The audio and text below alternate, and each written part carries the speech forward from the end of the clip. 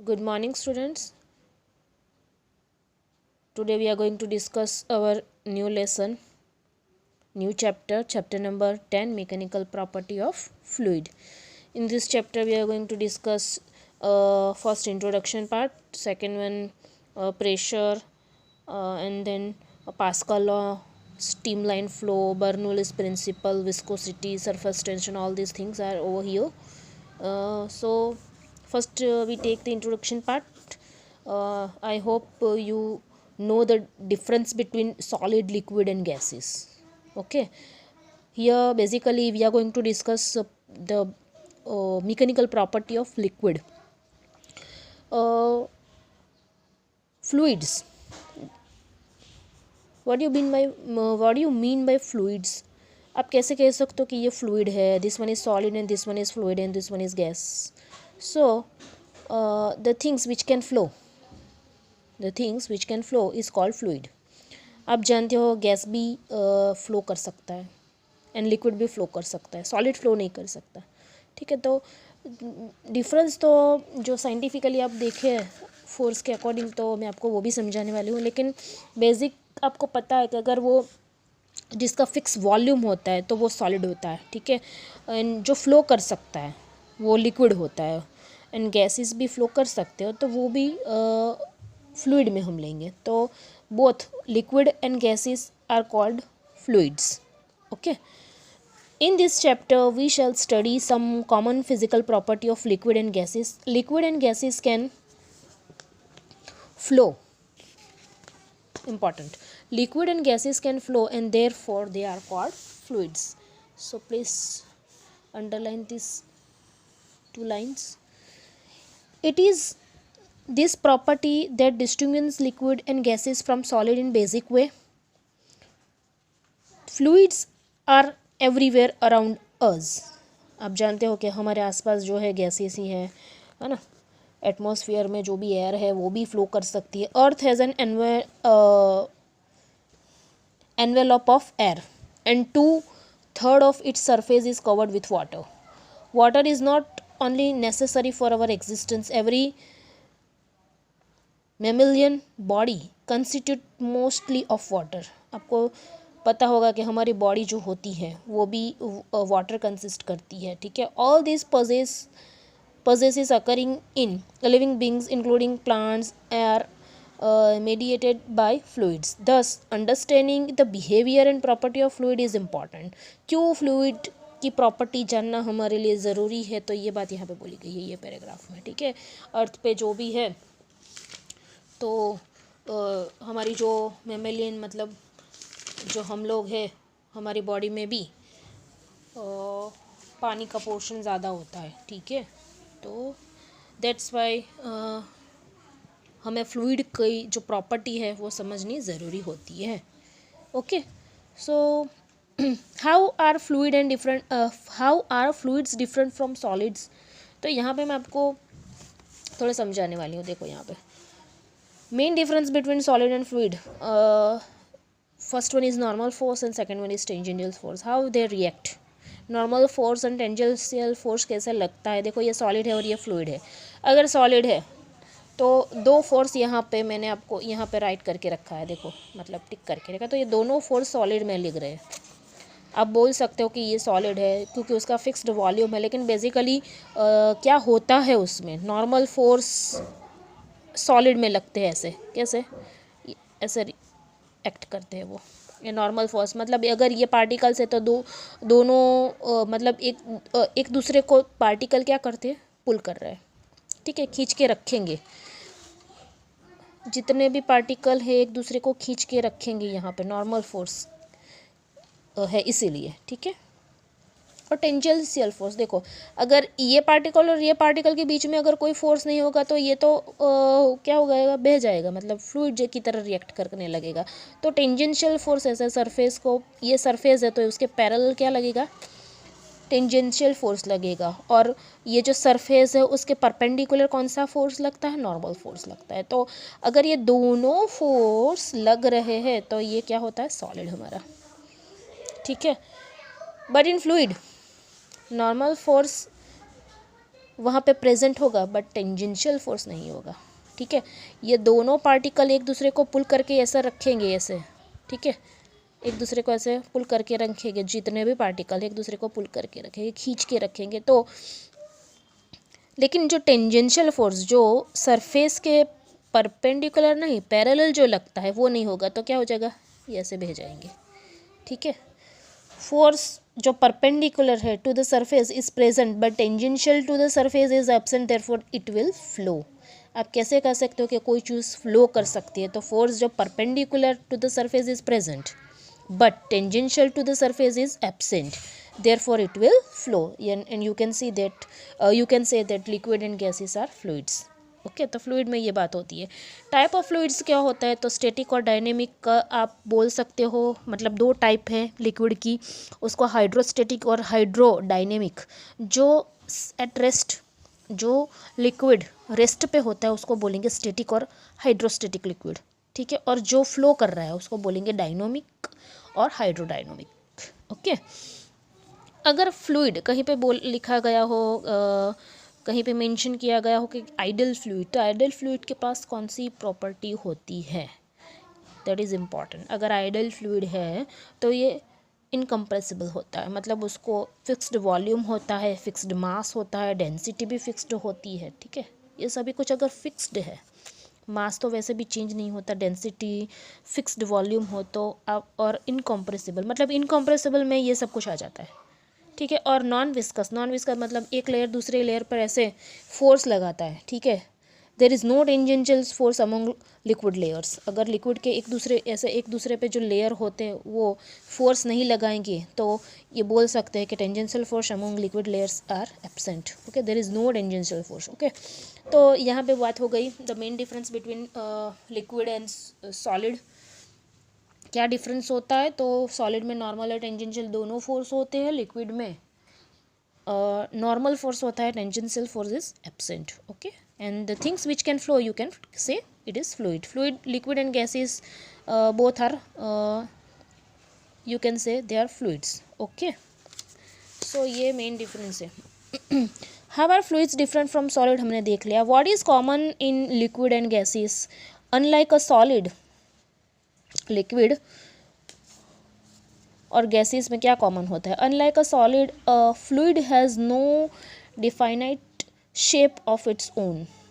Liquid और gases का दोनों का कोई डिफाइनाइट शेप नहीं होता, आप जिसमें लिक्विड को जिस कंटेनर में आप उसको लेंगे वो उसका शेप ले लेंगे। ठीक है, solid and liquid have fixed volume whereas a gas fills the entire volume of its container. देखो है ना, we have learn in the previous chapter that the volume of solid can be changed by stress.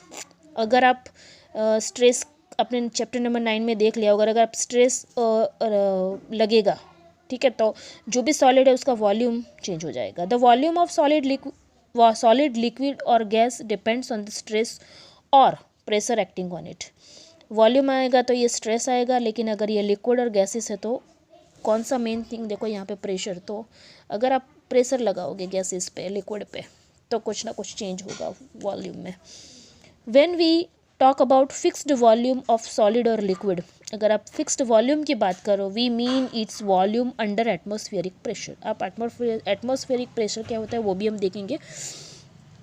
हमारे ऊपर जो atmosphere का जो pressure लगता है उसको बोलेंगे atmospheric pressure. The difference between gases and solid और liquid is that for solids और liquid the change in the volume due to change of external pressure is rather small.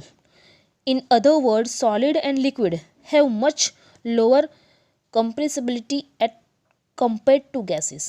आप सॉलिड और लिक्विड को compress नहीं कर सकते, लेकिन अगर गैस को थोड़ा भी कंप्रेस थोड़े भी आप प्रेशर लगाओगे तो वो कंप्रेस हो जाएगा। ठीक है, तो यहाँ पे in other word solid and liquid have much lower compressibility as compare to gases. तो कौन ज़्यादा कंप्रेस हो सकता है, गैसेस हो सकता है, और लिक्विड और सॉलिड में वो कंप्रेसिबिलिटी आपको कम मिलेगी। शेयर स्ट्रेस जो आपने चैप्टर नंबर 9 में देख लिया, shear stress can change the shape of the solid keeping its volume fixed volume रहेगा लेकिन शेप चेंज हो जाता है। ठीक है, the key property of fluid is that they offer very little resistance of shear stress, their shape changes by application of very small shear stress. The sharing stress of fluid is about million times smaller. देखो, the sharing stress of fluid is about million times smaller than that of solid. तो बहुत small होगा, ठीक है, compare to solid. तो यहाँ पे जो इंट्रोडक्शन पार्ट में आपने देख लिया, फ्लूइड क्या किसको बोलेंगे, जो चीज़ फ्लो कर सकती है उसको आप फ्लूइड बोलेंगे. फ्लूइड में कौन कौन आ सकता है, तो liquid and gases both are you can say fluids. Solid और फ्लूइड्स में क्या फोर्स के अकॉर्डिंग, मतलब फोर्स कौन किस में कौन सा लगता है वो हमने देख लिया. यहाँ पे आपने देखा शेयर स्ट्रेस की बात हो गई. ओके, अब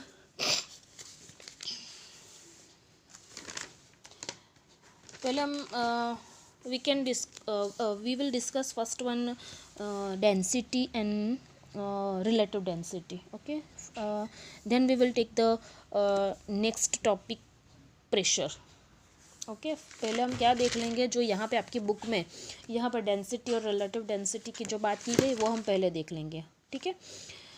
अगर आपको प्रॉपर्टीज़, जो फ्लूइड की प्रॉपर्टीज़ की अगर आपको डिस्कशन करनी है, two important properties of deal with external system of matter like fluids, तो डेंसिटी और प्रेशर आपको पता होना चाहिए. तो पहले हम डेंसिटी और रिलेटिव डेंसिटी की बात कर लेंगे, उसके बाद में हम लेंगे प्रेशर. ओके, तो ये दोनों प्रॉपर्टी आपको पता होनी चाहिए. डेंसिटी क्या होता है, rho is equal to density is equal to mass upon volume in a fluid at a point. Density is defined as rho is equal to m by v. m means mass, v means volume and rho means density. Density को कैसे denote करते हैं, रो से denote करते हैं. in case of homogeneous isotropic substance it has no directional property, so is a scalar. तो यहाँ पे आप डेंसिटी की कोई मतलब स्केलर और वेक्टर प्रॉपर्टी, वेक्टर क्वांटिटी आपको पता होगा, तो जो डेंसिटी है वो स्केलर होती है. डायमेंशन में m1 L−3T⁻0 यूनिट क्या होता है, मास किलोग्राम में, वॉल्यूम मीटर क्यूब में, तो हो जाएगा किलोमीटर अपन मीटर क्यूब. देखो, अब आप रिलेटिव डेंसिटी किसको बोलते हैं, ये आता आपको पता है, आप 9th स्टैंडर्ड से पढ़ते आ रहे हो, ठीक है. मास अपन वॉल्यूम यूनिट है kilogram upon metre cube. Density of water, यहाँ पे एक एग्जांपल रिलेटिव डेंसिटी का देखेंगे हम. Density of water is 1000 kilogram per metre cube and density of mercury आपको यहाँ पे दे के रखा है, ठीक है. रिलेटिव डेंसिटी मतलब सॉरी, यहाँ पे मतलब ये हम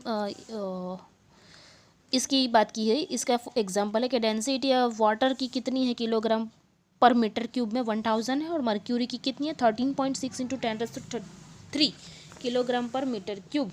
देखो यहाँ पे आपको ये टेबल में फ्लूइड और डेंसिटी दे के रखी है, ठीक है. तो उसमें से मैंने फॉर एग्जांपल डेंसिटी समझाने के लिए यहाँ पे 2 डेंसिटी लिख के रखी है.